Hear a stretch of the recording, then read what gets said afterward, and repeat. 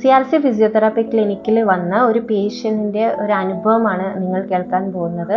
അതായത് ഫൈബ്രോമാൾജിയ ഉള്ള പേഷ്യൻ്റാണ്. അവർക്ക് ഈ ഫൈബ്രോമാൾജിയ സമയത്ത് എന്തൊക്കെയാണ് ഫീൽ ചെയ്യുന്നത്, അതിൻ്റെ ഡിഫിക്കൽട്ടീസ് എന്തൊക്കെയാണെന്നാണ് അവർ അടുത്തതായിട്ട് പറയുന്നത്.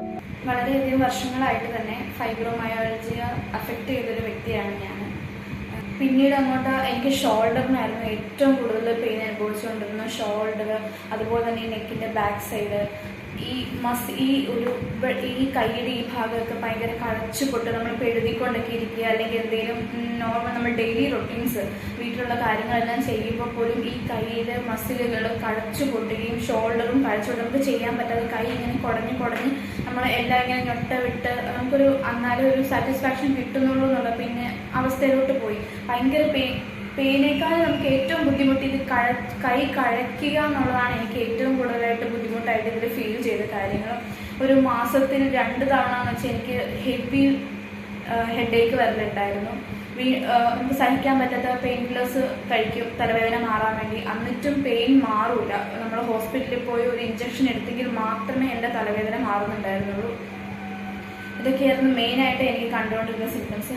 പിന്നെ ആയപ്പോൾ എനിക്ക് തുണി അലക്കാനോ തുണി പിഴിയാനോ പച്ചക്കറി അരിയാനോ അങ്ങനത്തെ ഒരു കാര്യങ്ങൾ എഴുതാനോ ഒന്നിനും എനിക്ക് പറ്റുന്നില്ല. അതുപോലെ ഫൈബ്രോമയാൾജിയയുടെ ഇങ്ങനത്തെ ഒരു കണ്ടീഷനാണ്, ഒന്നും എനിക്ക് മനസ്സിലാവുന്നില്ല. പിന്നീട് അശ്വിനി മാം പറഞ്ഞു തരുമ്പോഴാണ് ഇത് ഇങ്ങനത്തെ ഒരു കണ്ടീഷനാണ്, ഇതെല്ലാം ഇതിൻ്റെ ഒരു ഭാഗമാണെന്ന് ഡോക്ടർ പറഞ്ഞു തരുമ്പോഴാണ് മെയിനായിട്ട് ഇതെല്ലാം ഞാൻ അനുഭവിച്ച കാര്യങ്ങളാണല്ലോ എന്ന് എനിക്ക് മനസ്സിലായി തുടങ്ങിയത്. അന്ന് തൊട്ട് ഞാൻ ട്രീറ്റ്മെൻറ്റ് സ്റ്റാർട്ട് ചെയ്തു. CRC ഫിസിയോതെറാപ്പി ക്ലിനിക്കിൽ വന്ന് ചെമ്പേരിയിൽ വന്നിട്ട് അശ്വിനി മാമിൻ്റെ ട്രീറ്റ്മെൻറ്റ് എടുത്തു. മെയിനായിട്ട് സ്ട്രെച്ചിങ്, നീഡിൽ തെറാപ്പി ഒക്കെ ആയിരുന്നു ചെയ്തുകൊണ്ടിരുന്നത്. ആദ്യമൊക്കെ നല്ല ചെയ്യുന്ന സമയത്ത് മാം ഓരോ പോയിന്റിൽ തൊടുമ്പോൾ ഭയങ്കര വേദനയായിരുന്നു. നമുക്ക് സഹിക്കാൻ പറ്റുന്ന അപ്പുറം വേദന, നമുക്ക് കരഞ്ഞു പോകുന്ന തരത്തിലുള്ളൊരു വേദനകളായിരുന്നു നമുക്ക് ഫീൽ ചെയ്തുകൊണ്ടിരുന്നത്. പിന്നെ ആയപ്പോഴത്തേക്കും എനിക്ക് വേദന ട്രീറ്റ്മെൻറ്റ് ചെയ്ത് വന്നു കഴിഞ്ഞപ്പോഴത്തേക്കും വേദന നല്ല രീതിയിൽ കുറവുണ്ട്. നമ്മൾ കറക്റ്റായിട്ട് ആ എക്സസൈസുകളും ബാക്കിയുള്ള കാര്യങ്ങളും തെറാപ്പികളൊക്കെ കറക്റ്റായിട്ട് എടുക്കുകയാണെന്നുണ്ടെങ്കിൽ ഈ നമ്മുടെ ഒരു വേദനയ്ക്കും അതുപോലെ തന്നെ ഈ കൈ കഴപ്പ്, തോള് വേദന, തോള് കഴപ്പ് അങ്ങനെയുള്ള കാര്യങ്ങളൊക്കെ ഒരു 3/4 ഭാഗത്തോട് നമുക്കൊരു കുറവ് അനുഭവപ്പെടുന്നതായിട്ട് ഫീൽ ചെയ്തു എനിക്ക്. അതുകൊണ്ട് തന്നെ ഫൈബ്രോമയാൾജിയ ഏറ്റവും നല്ലൊരു ട്രീറ്റ്മെൻറ്റ് എന്ന് പറഞ്ഞാൽ ഫിസിയോതെറാപ്പി ആണെന്നുള്ള കാര്യം എനിക്ക് മനസ്സിലായി. അതുപോലെ തന്നെ എന്നെപ്പോലെ തന്നെ സിംറ്റംസ് അനുഭവിക്കുന്ന പലരെയും ഞാൻ എൻ്റെ കൂട്ടത്തിലുള്ളവരെ കണ്ടിട്ടുണ്ട്. അവർക്ക് ഞാൻ റെക്കമെൻഡ് ചെയ്ത് കൊടുക്കുകയാണെങ്കിൽ ഈ ഒരു ട്രീറ്റ്മെൻറ്റാണ് ഏറ്റവും ബെറ്റർ എന്നുള്ളത്.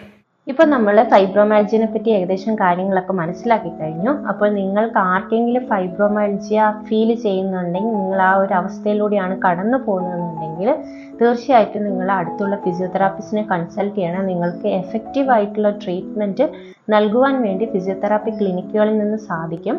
അപ്പോൾ നിങ്ങൾക്ക് എല്ലാവർക്കും നല്ലൊരു ദിവസം നേരുന്നു. നന്ദി.